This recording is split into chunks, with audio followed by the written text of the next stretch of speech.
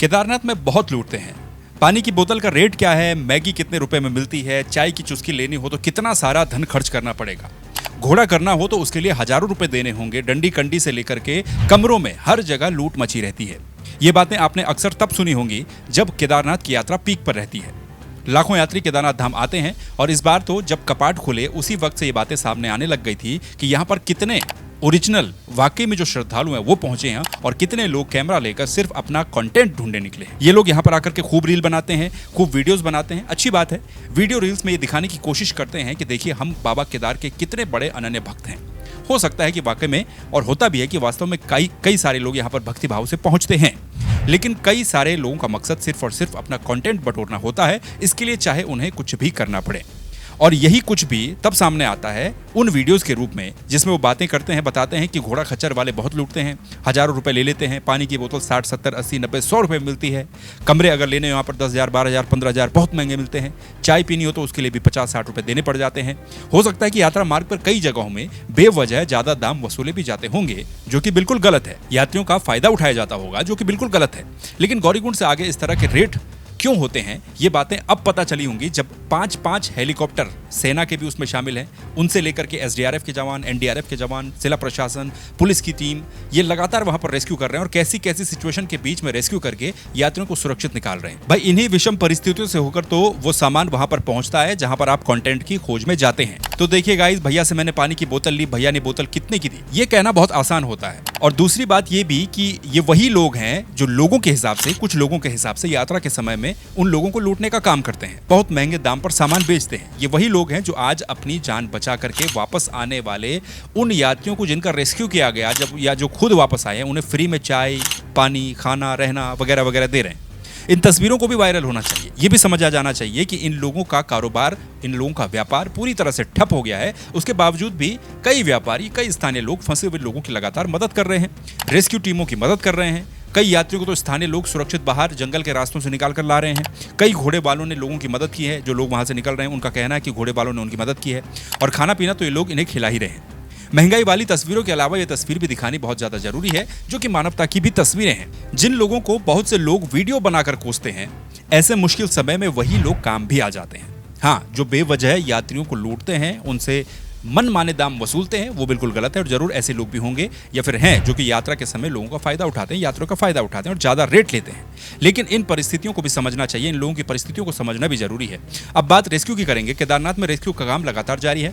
तीसरे दिन जो सबसे बड़ी चुनौती थी वो मौसम की थी। बार बार मौसम के बिगड़ जाने से, मौसम के खराब हो जाने से रेस्क्यू के कामों में दिक्कतें भी हुई, खासतौर पर हेलीकॉप्टरों के माध्यम से।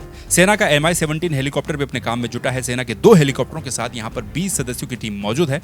हालांकि खराब मौसम से MI-17 हेलीकॉप्टर तेजी के साथ काम नहीं कर पा रहा है, लेकिन जितना भी समय उसे मिला उतने समय में उसने यात्रियों को सुरक्षित वहां से रेस्क्यू किया। तीसरे दिन 1865 यानी कि 1865 लोगों को वहां से रेस्क्यू किया गया। अब तक कुल मिलाकर के 9,099 लोगों को रेस्क्यू किया जा चुका है सरकार के हिसाब से, और केदारनाथ में 600 से भी ज्यादा लोग फंसे हुए, ये बताया गया है। 100 से ज्यादा लिंचौली में फंसे हुए हैं। तीसरे दिन के रेस्क्यू में पहाड़ी पर रास्ता बना करके एसडीआरएफ, एनडीआरएफ ने 1149 लोगों की जान बचाई, उनको रेस्क्यू किया। 105 लोगों को हेलीकॉप्टर के माध्यम से तीसरे दिन रेस्क्यू किया गया। और शनिवार को गढ़वाल सांसद अनिल बलूनी भी वहां पर निरीक्षण करने पहुंचे। आपदाग्रस्त इलाके का उन्होंने दौरा भी किया। वहीं शनिवार को मदन कौशिक की वो तस्वीर फिर से चर्चाओं में रही, जिस पर हमने कल भी बात की थी कि कैसे आपदा और रेस्क्यू के दौरान मदन कौशिक, जो कि बीजेपी के पूर्व प्रदेश अध्यक्ष रह चुके हैं, मंत्री रह चुके हैं, हरिद्वार से विधायक हैं, वो केदारनाथ धाम पहुंच जाते हैं, दर्शन करते हैं। इस पर करण महारा पहले ही कह चुके थे कि ये सब कुछ ठीक नहीं हुआ है। अब गणेश गोदियाल ने भी इस पर कहा है कि कांग्रेस ने अपनी यात्रा को स्थगित कर दिया था। उनकी जो केदारनाथ प्रतिष्ठा रक्षा यात्रा चल रही थी, उनके भी हेली टिकट बुक करवाए गए थे, लेकिन हेलीकॉप्टरों का उपयोग राहत बचाव में हो, इसके लिए वो लोग हेलीकॉप्टर से नहीं गए, यात्रा को रोक दिया गया। सरकार ने भी यही कहा था कि भाई यात्रा को स्थगित कर दिया गया है, हेलीकॉप्टरों का उपयोग रेस्क्यू काम में किया जाएगा। तो फिर उनके नेता कैसे वहां पर हेलीकॉप्टर से पहुंच जाते हैं? ये सरकार का दोहरा चरित्र है। गणेश गोदियाल का कहना है कि अपने नेताओं के लिए वो वीआईपी सर्विस को आपदा के समय में भी ऑन रखे हुए हैं। ठीक आपदा के राहत कार्यों के बीच पूर्व मंत्री और भारतीय जनता पार्टी के नेताओं का केदारनाथ में दर्शन करने का कार्यक्रम जारी है।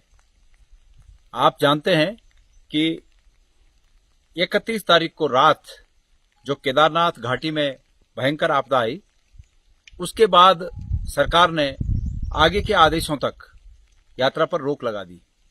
सरकार ने ये कहा कि कोई भी व्यक्ति वहां यात्रा पर न जाए, कोई भी व्यक्ति वहां यात्रा पर नहीं जा सकता।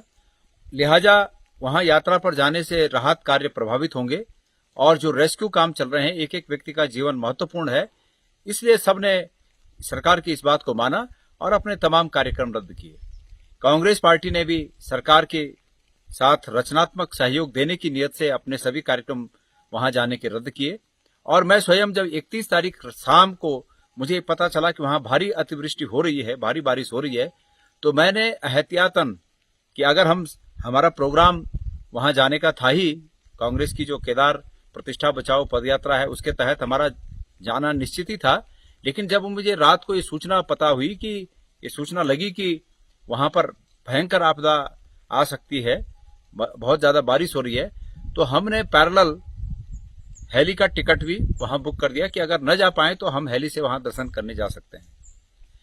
उसके बाद दूसरे दिन सरकार ने ऐलान किया कि अगले आदेशों तक पूरी यात्रा बंद है और कोई भी कमर्शियल हेली वहां नहीं चलेगी। तमाम हेली लोगों को राहत कार्यों के लिए वहां लगा दिए गए हैं।